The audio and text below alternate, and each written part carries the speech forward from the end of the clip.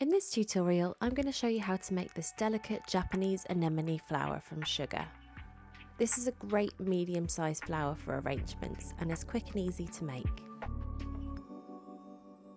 So I'm just going to begin with a half length of 20 gauge wire, and I'm bending a hook in the end with my pliers. I'm now going to take a small piece of pale green flower paste and I'm going to roll it into a ball measuring about 7 or 8 millimeters in diameter. Now take the hooked end of your wire, dip it in a little bit of egg white, wipe off the excess, and then we're going to insert this hooked end into the green ball. I'm now just pinching around the base of the ball onto the wire, and I'm going to continue pinching until it's nice and secure. I find just having this little bit touching the wire will help it secure nicely when it's dry. So I'm now going to make my petals, and I'm going to use this veiner here by Christina Wallace. This is from the Anemone set. There's a couple of different veiners in the set, but it doesn't matter which one you use. So I'm just starting by placing some white vegetable fat on my veining board, and I'm going to roll out a couple of petals at a time. So you want to roll it out until the paste is really nice and thin, and I'm using white paste here as I'm going to make a white flower. And I have my little template here which I'm just going to use to cut out the petals. So I always trim my paste down a little bit before I use the template, just to allow for any shrinkage. And now I'm just going to go roughly around each template to create a total of 8 petals.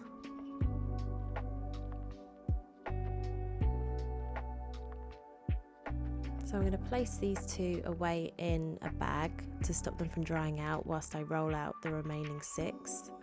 And I'm going to do this all in one go just to make it nice and quick and easy.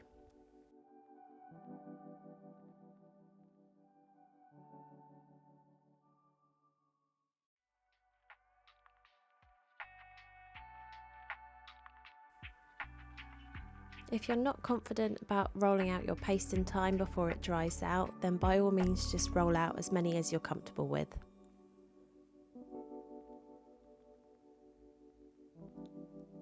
So I'm just trimming down the paste and then cutting around my template in exactly the same way as before.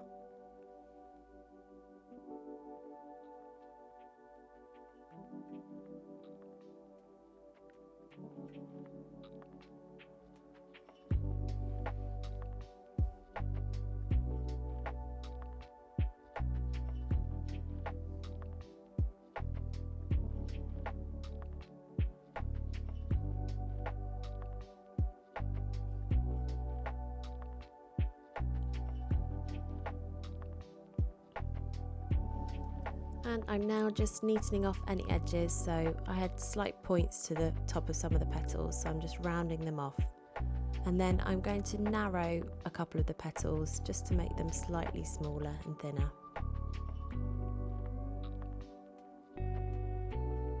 And then I'm just using the cutting wheel just to create a little indent into a couple of the petals as well.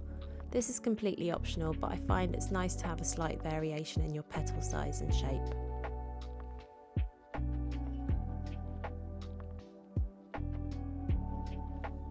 I've now got some quarter lengths of 28 gauge wire, and I'm going to insert one of these into each of the petals. I'm working with 4 at a time here, and the other ones are away in the plastic bag, keeping them from drying out.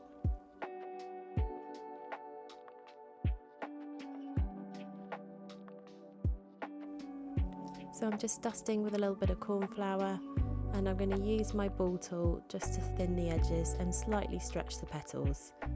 As we should have rolled our paste nice and thin, we shouldn't have to do too much stretching here, and just need to make sure that those edges are really nice and softened and thin.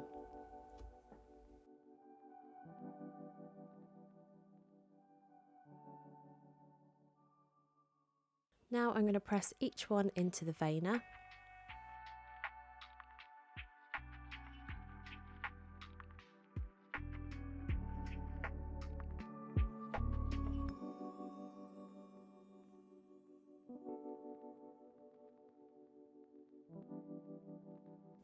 And I'm just repressing this last one because I had it slightly wonky in the veiner.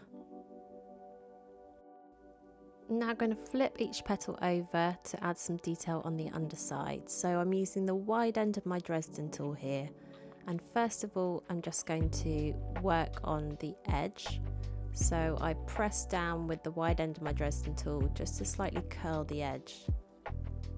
I'll show you with the next one. So I'm just running it along the edge to curl it slightly. And then I'm pressing down the middle. You can add sort of 1, 2 or 3 little lines down the middle just to give it an extra shape and definition. So curling each of the edges and then adding a few extra lines down the middle. And you can see it just gives a nice shape to it when you flip it over. Then I'm placing each one in a plastic soup spoon to dry with a very tiny curve just on the base of the petal with the wire, just to give it a little bit of shape.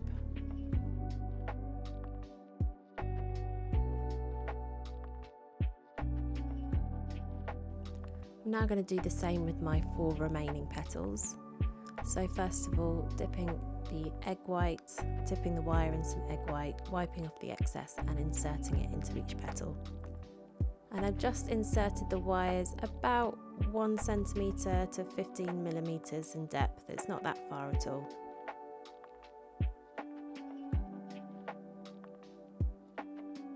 So I'm going to repeat the process and just thin the edges and stretch them ever so slightly.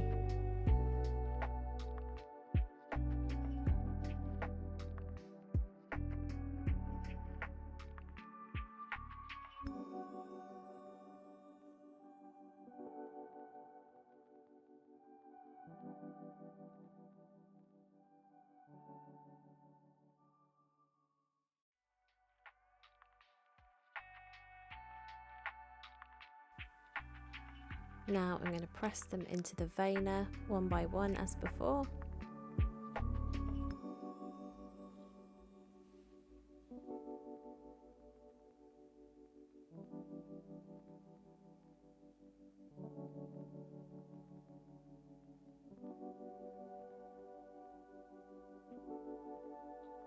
And again, I've made the last one wonky, so I'm just going to repress that. Now flipping over and doing the same, adding the extra details with a little curve around the top edge and then a few lines down the centre. But you want each one to be slightly different and then you'll have a much more natural looking flower.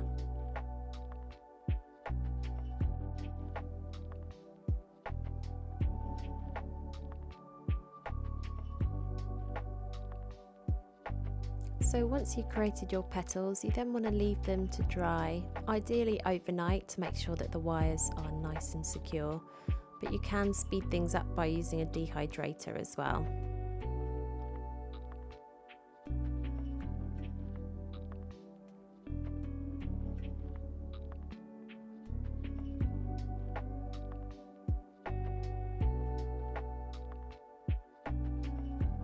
And these are all my finished petals just drying, so you can see the slight variation in each petal, which will just give it a nice natural shape to the flower. Once your centre is dried, you can add some pollen, so just going to dip the end in some egg white, and then I created a mixture of fine semolina and some petal dust, which will create my pollen. Once the centre has dried, it's now time to dust up and add some stamen. So I'm just using a mixture of orange and yellow petal dust here, and these stamen are by Sugar Lane.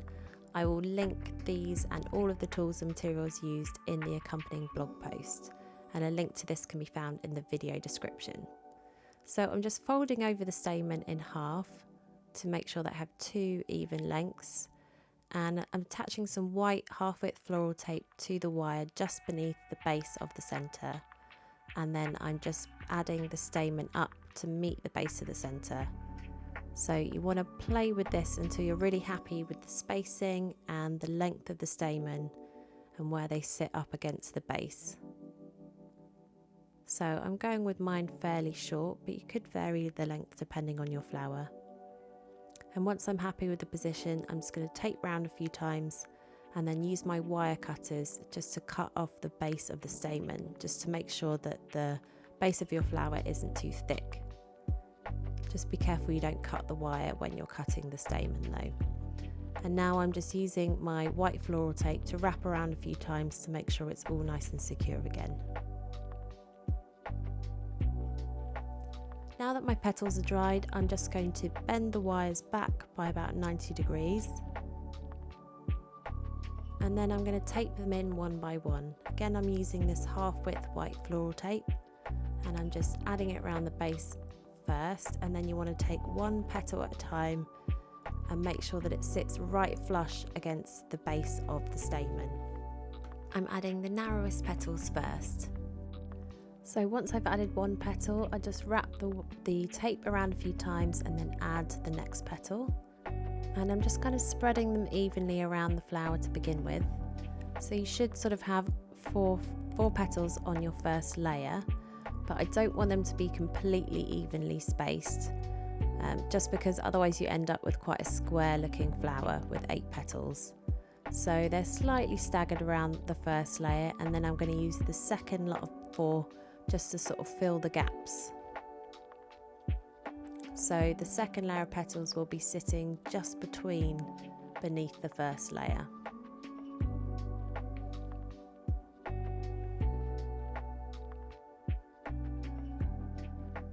And make sure that each petal sits as far up towards the centre of the flower as possible, so that you're not having any gaps between the petals. Once I've added all 8, I'm just going to tape the rest of the tape down the central wire, and then I'm just going to move each petal into position until I'm happy with it. You just don't want your flower to look square, so make sure that it hasn't got like a sort of square appearance. Now I'm going to take the other length of my 20 gauge wire. This is the one that I cut in half for the first stem, and I'm going to tape this in using some pale green floral tape just to strengthen and slightly thicken the stem. This is completely optional, so you don't necessarily need to add in the extra wire here. But I like to have a pale green tape around my stem, and then I'm just going to add in a little bit of dust colour just to give it a more natural colour. So for this I've got sort of medium green and an aubergine colour, and I'm just mixing it with a bit of cornflower to soften it as well.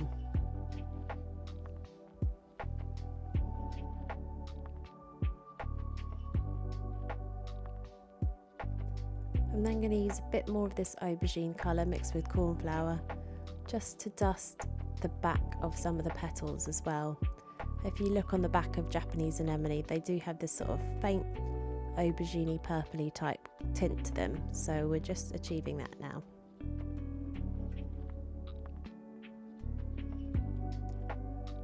And then that's going to be your finished Japanese anemone. Thanks for watching. All tools and materials can be found on the Botanical Cake Studio blog. There's a link in the video description. And if you like this tutorial, don't forget to like and subscribe.